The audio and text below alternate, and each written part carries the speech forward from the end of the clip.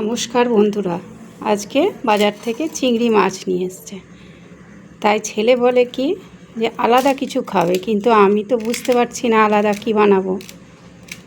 তাই এই মাথায় এলো আমার, এইভাবে বানাচ্ছি। তোমরা সবাই দেখো, পছন্দ হলে করে খাবে।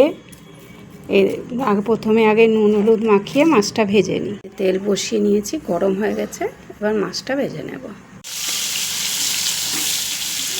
যে মাছটা ভাজা হয়ে গেছে, এবার তুলে নেব।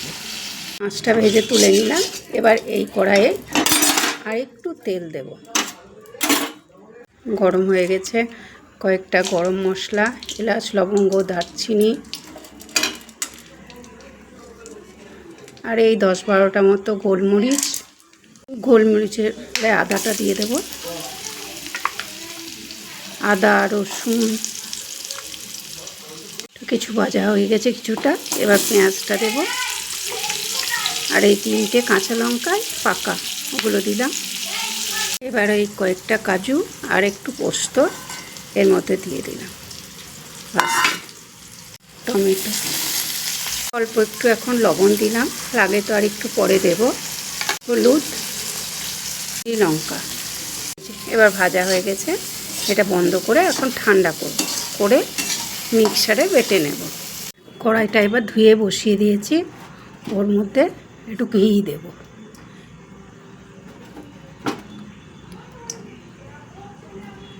এটা গরম হয়ে গেছে, লঙ্কা আর তেজপাতা ফোড়নে দিলাম, আর একটু কালো জিরে। গোটা গরম মশলা তো ওতেই বেটে দিয়েছি, আর গোটা গরম মশলা দেব না এখন। এবার ঘিয়ের ওপর একটু চিনি দিয়ে দেব। মশলাটা বেটে রাখলাম, এটা ঢেলে দিলাম। এবার একটু মিক্সার ধোয়ার জল দেব।